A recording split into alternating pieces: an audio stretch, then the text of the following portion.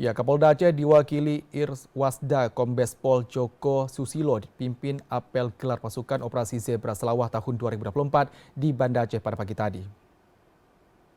Dalam operasi Zebra Selawah yang berlangsung mulai hari ini, tanggal 14 Oktober hingga 27 Oktober 2024, Polda Aceh menurunkan sebanyak 685 personel Polri dan dibantu instansi terkait lainnya.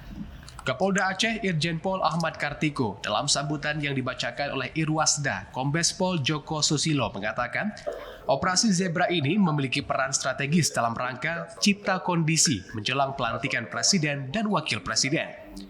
Kapolda Aceh mengajak masyarakat untuk tertib berlalu lintas demi terwujudnya Kamsel Tip Carlantas yang aman dan nyaman menuju Pilkada Aceh Damai 2024.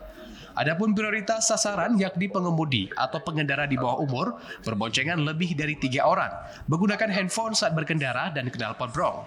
Selain itu, para pemotor yang tidak memakai helm, pengemudi yang tidak menggunakan safety belt, hingga kendaraan melawan arus dan juga balap liar. Bukan yang utama adalah untuk Cipkon untuk cipta kondisi dalam rangka untuk mengurangi fatalitas seperti kecelakaan yang fatalitas, mengurangi pelanggaran, itu yang utama. Kalau pemeriksaan itu bisa dirutin ya, tapi khususnya untuk ini ya menjelang mau dilaksanakan pelantikan Presiden terpilih, kita laksanakan operasi kegiatan cipta kondisi ya, supaya lebih tertib, lantas khususnya di jalan juga berjalan dengan tertib, mengurangi fatalitas kecelakaan.